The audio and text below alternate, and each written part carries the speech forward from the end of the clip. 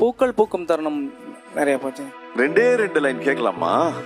வார்த்தை தேவையில்லை வாழும் காலம் வரை பாவை பார்வை மொழி பேசுமே. நேற்று தேவையில்லை நாளை தேவையில்லை இன்று இந்த நொடி போதுமே.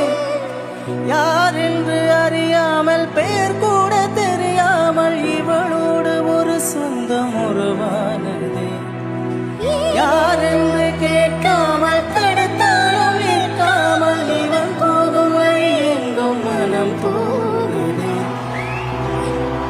இதயம் முழுதும் இருக்கும் இந்த தயக்கம் எங்கு கொண்டு நிறுத்தும் இதையறிய